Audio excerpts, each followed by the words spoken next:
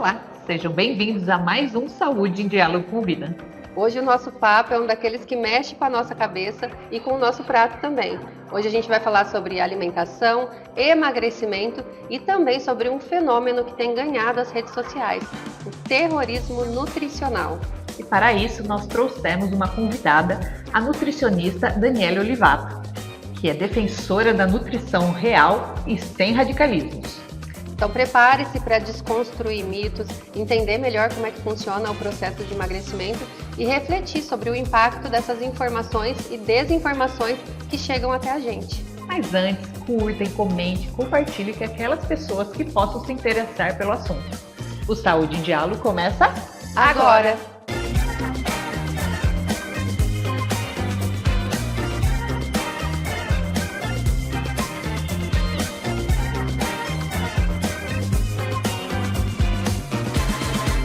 Dani, muito obrigada por ter aceito o nosso convite. Eu que agradeço estar aqui, um prazer. Obrigada. A gente vai falar de um assunto que todo mundo quer entender melhor esse negócio, emagrecimento, terrorismo nutricional. Mas antes da gente entrar nesse assunto, eu queria saber quem que é a Daniele. Vamos lá. A Daniele é uma mulher de 48 anos, casada, com um filho de 17 anos, que gosta muito de influenciar as pessoas, né?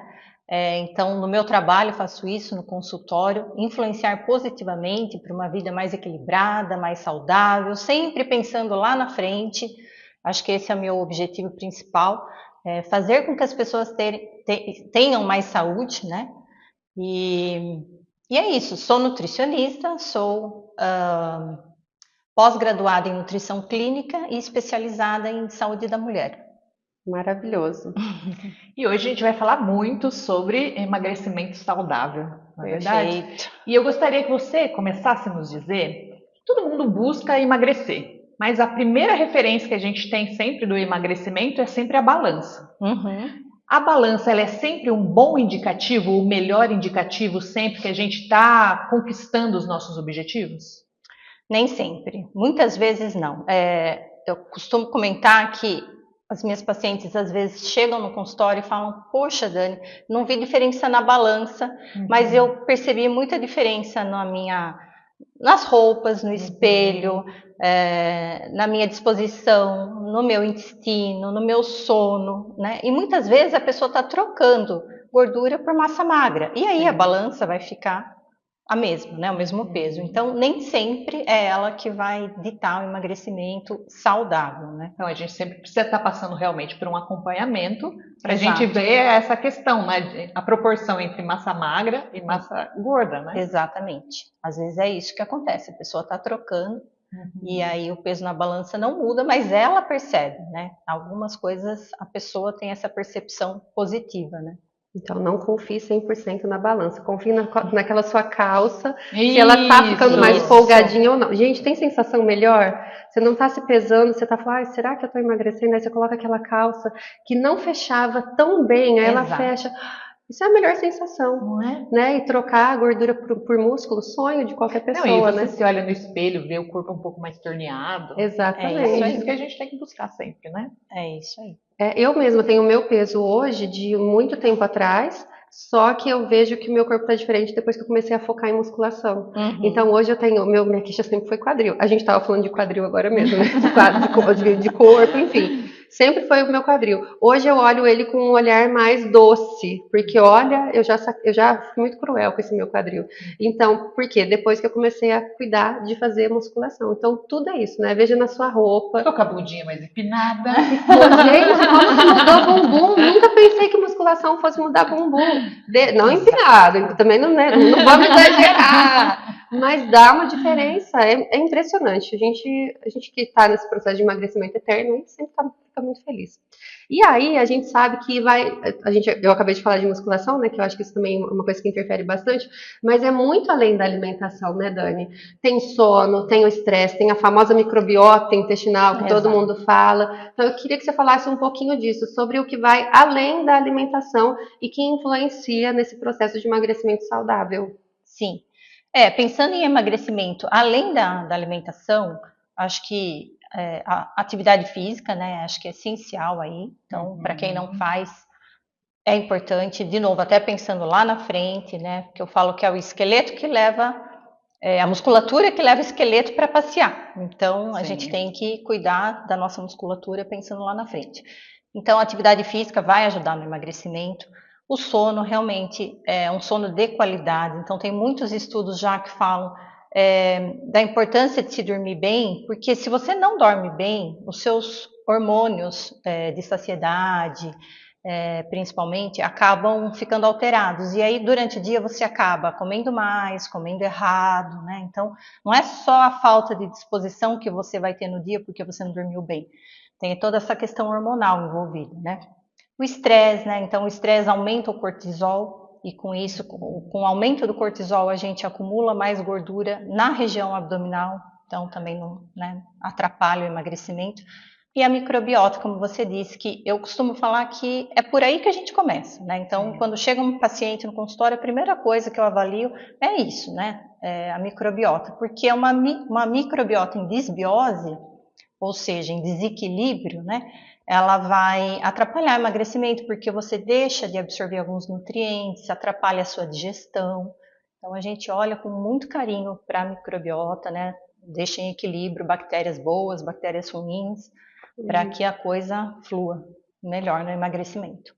E sempre quando a gente fala em emagrecimento, também sempre está assombrando a gente aquele terrorismo nutricional, né? Que às vezes a gente acha que tem que ser radical e vem diferentes modas aí pregando várias coisas. A gente fica meio perdido, né? Com tanto medo, às vezes a gente fica com medo do alimento, né? Esse terrorismo todo. E o que você caracteriza nesse? O que é um terrorismo nutricional, para as pessoas entenderem?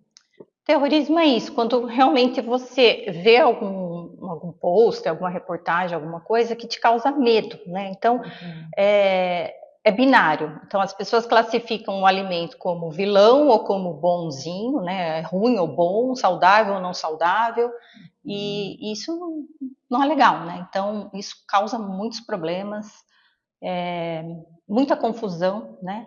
Então, o terrorismo é isso. Acho que várias pessoas já se pegaram assim, não vou comer glúten, ou não vou comer o ovo, ou não vou comer, sei lá, algum alimento, por decisão própria. Então, essa porque pessoa... viu alguma coisa na internet e falou, Exato. agora acha que é isso que deve, a conduta que deve ser adotada. Acha isso e aí acaba caindo nessa cilada do terrorismo nutricional, né? E aí quem quer seguir uma dieta saudável também pode ser prejudicado por isso, né? Por esse excesso de informação exagerada, né? Exato, porque muitas pessoas também acabam seguindo à risca isso e esse terrorismo, né? E depois tem problemas, como desenvolvem transtornos alimentares, né? Uma anorexia, uma bulimia, uma compulsão alimentar, né? Então isso não é legal. Também recebo pessoas que falam, poxa vida, eu não como glúten. Eu falo, mas você não come glúten por quê? Porque diz que não é bom. A pessoa nem sabe direito, né? Não sabe, e tem muitas pessoas assim, né? Então realmente acometem muitas pessoas, isso não é legal, né? E às vezes elas iniciam até uma dieta com esse terrorismo também todo e também não conseguem dar conta muitas vezes. Sem dúvida, acaba restringindo muito. Demais. E essa restrição é perigosa, porque você deixa de colocar no seu, né, organismo alguns nutrientes essenciais, né? Então, tem pessoas que restringem muito a alimentação e isso não é legal. Eu acredito que a questão da rede social nesse momento seja um amplificador de tudo isso, né? Porque a gente passa boa parte do nosso tempo ali vendo no nosso período livre ou muitas vezes por conta de trabalho imerso ali numa rede social que está te mostrando, eu vejo muito post, troque isso por isso. E quando eu vejo um post desse tipo, troque isso por isso, eu tenho a tendência de olhar o troque isso aqui é do mal, eu preciso trocar por isso. Inevitavelmente, por mais que eu seja uma pessoa que entende sobre aquilo que tá sendo falado, mas inevitavelmente, acho que lá no subconsciente fala, o leite é ruim, troque o leite pelo leite vegetal, o leite é ruim. Então a gente vai criando, vai colocando na nossa cabeça tudo isso, né? Acho que rede social hoje em dia é o que mais potencializa, né? Sem dúvida, a rede social, ela acho que é a grande influenciadora, né? tanto para o bem quanto para o mal, né? E a gente tem que saber filtrar o que a gente vê ali, né? E buscar ajuda de um profissional, né? Então, principalmente nesse assunto, né? Procure um profissional que entenda do assunto. Então, nós nutricionistas podemos esclarecer melhor, né, essas questões do que faz mal, do que não faz. Em alguns momentos a gente vai ter que excluir alguns alimentos, dependendo da situação, se tiver uma exigência para isso, né? Mas não sair excluindo porque acha que tem que excluir, né? Tem algum alimento que você sempre vê as pessoas falando mal dele e que você não considera ele tão do mal assim? Tipo, algum alimento que é o terror nutricional do momento? Olha, agora você me pegou. Alimento em si, talvez o pão. Que não é esse vilão todo, porque as pessoas falam é glúten, vou engordar. Exato, é o que eu mais vejo no consultório, as pessoas que gostam de pão, que não tem nenhum problema de doença celíaca, nada disso, dizendo que comem pão sem glúten, porque não consegue ficar sem o pão. E aí eu sempre pergunto, mas por que você come pão sem glúten? A gente consegue colocar o pão no seu dia a dia de uma forma que, mesmo assim, você tenha déficit calórico, você vai ter emagrecimento, ele não vai ser o vilão, né? Se você não tem intolerância, problemas com glúten. O problema, acho que sempre são os exageros. Exatamente. Não é? Eu acho que não é você comer o chocolate, o doce, o pão. Agora, você come muito disso. Exato. Daí isso realmente se torna prejudicial como tudo. Sim. Eu sou muito dessa linha do equilíbrio. Eu sempre falo isso. 80% da nossa alimentação, se ela é saudável, né? Se ela é à base de frutas, legumes, verduras, arroz, feijão, carne, enfim, bastante fibra. Os 20% a gente tem que se permitir, né? Comer o que a gente gosta, é um chocolate, é tomar uma bebida alcoólica, é qualquer coisa assim que, né? Porque o prazer também está na alimentação. Sem Tem que dúvida, estar na alimentação. tem que fazer parte. A gente precisa degustar, saborear o alimento. E existem certos alimentos que a gente gosta, é apaixonada, e às vezes não são tão bons. Mas que a gente, usando de prudência e equilíbrio, a gente introduz. Eu tô adorando te ouvir falar desse jeito, porque eu fico pensando você com uma caixa de brigadeiro na frente, com essa sabedoria toda. Eu conheço, viu? Mas ela mesma falou da quantidade, né? Ela falou da quantidade. Todos os dias exagerando. Então, e lá em casa é assim, eu sou a pessoa que não posso ter, porque eu descobri que eu e meu filho mais novo, a gente comeu o ovo da mais velha, o ovo de Páscoa, porque ela é essa pessoa equilibrada, minha filha de 8 anos, ela é mais equilibrada, ela não gosta tanto de doce assim. E eu e o meu filho não somos assim, nós somos as formigas da casa. Eu descobri que eu comi o ovo dela sem saber que era o ovo dela, porque ele roubou o ovo dela da geladeira. E nós comemos o ovo dela. É aí que mora o perigo. É achar esse equilíbrio, tá ali. É o equilíbrio. E eu tenho 43, vou fazer 43 anos agora que eu tô procurando esse equilíbrio. Mas daí, olha, qual que é a conduta? A gente é apaixonada por alguma coisa. Também sou apaixonada por doce. Por doce, não, chocolate. Não compra. Também todo dia de semana, restringe o meu acesso, porque eu sei, se tem, eu vou comer e vou buscar. Se eu não compro, não tem. Essa é então, a gente utiliza de estratégias e quando eu tenho realmente vontade, vou deixar mais os exageros para o final de semana, um pouco mais, mas assim, a gente não deixa eu não deixo de comer, mas se eu realmente estiver disponível, daí e muitas vezes a gente vai comer por emoção, né? A gente não está comendo porque a gente tem eu quero degustar um doce. Eu não lembro de ter pensado assim na minha vida, eu vou degustar um doce, um chocolate. Às vezes a gente come porque a gente quer o efeito do açúcar, a gente quer a sensação de prazer imediata, ou a gente está querendo camuflar alguma coisa relacionada à ansiedade, algum problema. Uma ausência com a comida. Então, assim, a questão do equilíbrio, ela é difícil, mas olha, o que eu mais vejo, como é difícil a gente encontrar o equilíbrio, e o equilíbrio, ele não existe e pronto, alcancei o equilíbrio, daqui para frente, isso é maravilha. Não, o equilíbrio, ele é cada minuto da sua vida. Você tá assim, o tempo todo oscilando, tem fases boas e fases ruins, e né? ainda mais nós mulheres, né? Que temos toda a questão hormonal envolvida, então tem momentos que a gente, né? A questão do doce é muito relacionado a isso, né? A vontade de doce. Então é isso. E você é uma nutricionista que faz sua alimentação sem esse terrorismo nutricional, aplica isso nos seus pacientes e também é super adepta da atividade física, né, Dani? Demais, gosto muito de atividade física, não vivo sem. E é bem o que você falou. Também não sou 100%, não. As pessoas acham que porque ela é nutricionista, ela não come nada, né, diferente. Não. Como sim, vou para restaurantes, também tenho meus momentos de prazer com os amigos, né? E é porque eu encontrei esse equilíbrio, né? E é isso que eu tento passar para os pacientes, né? Que é possível, Que né? é Que existe uma possível. luz no fim do túnel. Exatamente. Agora nós vamos para a nossa sessão de mitos e verdades. Eu falo uma frase, você fala se é mito ou verdade e pode dar uma explicação. Também, Vamos lá. Comer carboidrato à noite engorda? Mito ou verdade? Mito. O que vai contar aí é o déficit calórico. Então, se a pessoa está buscando emagrecimento, a gente tem que considerar tudo que ela come, né, durante o dia versus o que ela gasta durante o dia. E aí sim que ela vai obter esse emagrecimento. Então, o carboidrato à noite, ele não vai engordar. Lógico que a gente prioriza o ciclo circadiano que eu falo. Então, à noite, o ideal seria ter uma alimentação mais leve. Você pode colocar carboidratos, mas priorizar carboidratos complexos, né? Evitar carboidratos simples. Uma alimentação realmente mais leve. Então, ter uma alimentação melhor durante o dia, à noite, fazer uma refeição mais leve. Tudo isso auxilia no emagrecimento.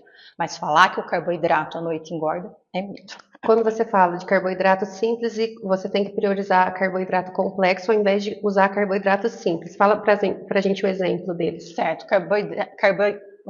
carboidratos complexos são assim os pães integrais, o arroz integral, os cereais, né, integrais, os tubérculos, aveia, né? Então os legumes. E o carboidrato simples? E o simples, o pão branco, o arroz branco, as farinhas refinadas, né? O macarrão de farinha branca. Ah, interessante. O açúcar. Né? Eu adoro um pãozinho, um leichinho à noite, mas eu sempre estou colocando com ovo.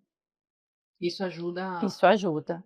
Por mais que você esteja consumindo um carboidrato simples, está colocando uma fonte de proteína e isso ajuda com que o índice glicêmico da refeição fique melhor, né? Fique menor. E aí realmente você não vai ter pico de insulina, nada disso. Então, se eu não conseguir fugir do pãozinho, bota sempre alguma proteína junto. Exatamente, isso ajuda. Próxima pergunta de mito ou verdade. Dietas detox são fundamentais para começar o processo de emagrecimento. Mito ou verdade? Mito também. Dietas detox, na verdade, você só vai perder líquido, né? Muito provavelmente porque você vai ficar lá 2, 3 dias tomando líquido, você vai desinchar, né? Mas, por outro lado, eu gosto muito de incluir alimentos antioxidantes na rotina, né, das pessoas. Eu sempre acho interessante a gente colocar para ajudar a eliminar radicais livres, mas não precisa ser dessa maneira radical, tipo, 3 dias só tomando líquido, ou todo dia de manhã um shot, né? Às vezes a pessoa não gosta, não quer tomar um shot pela manhã. Então, pega os elementos daquele shot, tipo um gengibre, faz um chá durante o dia, coloca a cúrcuma no ovo, no arroz, coloca a canela no café. Então, você usa esses elementos que você tomaria no shot, consome durante o dia, e você está colocando antioxidantes aí no seu dia. Concordo 100%, porque muitas vezes as pessoas colocam essas estratégias de detox até como um ritual. Se não for naquele formato, no ritual não funciona. Quando, na verdade, você colocar para dentro do seu corpo é o que vai funcionar, independente da forma, do horário, enfim, né? Você vai suprir seu corpo de qualquer forma, né? E o nosso corpo tem também, o nosso metabolismo, ele tem um processo de detoxificação natural, né? Então, não tem essa de, tem que tomar água com limão de manhã, é o que vai resolver. Não, a gente pode fazer ao longo do dia aí, incluindo esses alimentos. Próximo. Existem alimentos que aumentam o metabolismo de forma significativa e natural? Mito ou verdade? De forma significativa, mito. Né? Não tem alimentos que fazem isso. Mas, de novo, tudo tem o outro lado, né? tem alimentos que contribuem para melhorar o nosso metabolismo. Então, se a gente pensar em alimentos como agora os que eu citei, né, os ricos em antioxidantes, eles vão atuar no metabolismo eliminando os radicais livres, né, ajudando a eliminar os radicais livres. Os alimentos ricos em fibra, eles ajudam no metabolismo, na digestão, na saciedade, né? Os termogênicos, apesar de terem um efeito pequeno, eles também contribuem de alguma maneira na melhora do metabolismo. Então, parcial. Dani, fala pra gente quais alimentos que não podem faltar na nossa nutrição. Acho que a base, né? Frutas, legumes e verduras tem que ser a base mesmo. E quando eu falo de frutas, legumes e verduras, eu falo em quantidades absurdas, porque, por exemplo, muitas pessoas têm problema de intestino. Ah, mas eu como fibra. E aí, quando eu faço anamnese, eu vou ver que a pessoa come uma saladinha de alface com tomate. E aí não tem fibra nenhuma. Então, assim, a gente precisa realmente incluir os vegetais, né, que são a base, os integrais, então, né, os cereais. Acho que é por aí. E proteína, né, proteína mais magra. Até porque você falou da microbiota intestinal, quem dá o alimento para essas bactérias do nosso intestino são os vegetais, principalmente, né? Então, quando você alimenta essa bactéria ali da tua microbiota intestinal, você beneficia teu corpo como um todo. E com certeza isso vai ajudar no processo de emagrecimento, né? Exato. Quanto maior a diversidade de bactérias que a gente tem na nossa microbiota, mais saudável é o nosso intestino. Então, de novo, as pessoas que restringem muito, ou que comem só determinados alimentos, né, não aceitam a maioria dos alimentos, ou não diversificam, muitas vezes não é porque não gosta, mas é porque não tem o hábito de diversificar. Acaba tendo uma microbiota realmente mais seletiva ali, né, com algumas bactérias. E quanto mais a gente diversifica, melhor para o nosso intestino. Tem um número cabalístico de quantas frutas a gente tem que comer por dia, quantos vegetais a gente tem que comer por dia? Tem um número, sim, de 400 gramas de vegetais no almoço e no jantar. Total. Ou em cada um? De vegetais, assim, entre a salada verde, alguma verdura ou legumes cozido, assado, no geral, 400. E frutas, 3 porções ao dia. Tá, vamos começar a fazer a continha, uma tabelinha. Eu acho que tô pra cair um pouco. É. Depois não sei porque eu não investi no funcionamento. E é isso, e eu ia falar agora exatamente sobre isso, porque a gente entende da necessidade de tudo isso e a gente é tão de fase, que às vezes a gente olha para trás e fala, nossa, faz um mês que eu não como 2 frutas por dia, sabe? Nossa, há quantos meses eu não como tal fruta? Não, isso é porque a gente vai se pegando na corrida do dia a dia. E se a gente não tiver uma organização alimentar, sem dúvida, isso se perde, porque a gente às vezes está tão correndo que come mais rápido. Vai no automático. Vai no automático, come mais rápido e come o que é mais fácil, né? E às vezes abrir pacote, às vezes é o mais rápido, infelizmente. Eu não sou tão partidária dessa questão de pacotes, mas assim, é o que ajuda, né? É o que facilita muitas vezes. Então, assim, a alimentação ela precisa ser programada. Tem que ter um planejamento. Precisa trazer para consciência isso, porque senão a gente se alimenta, a gente come, mas não se alimenta. Exatamente. E o planejamento começa realmente antes, né? A gente programar o que vai comer na semana, a ida ao supermercado, né? Então, ter os alimentos em casa, porque bateu aquela fome e você vai abrir a sua despensa, a sua geladeira, vai encontrar alimentos saudáveis ali, alimentos, né, nutritivos. Agora, tudo depende do que você abasteceu ali, né? Se você colocou do teu planejamento ali antes de começar a semana. É o que você vai ter para comer. Exatamente.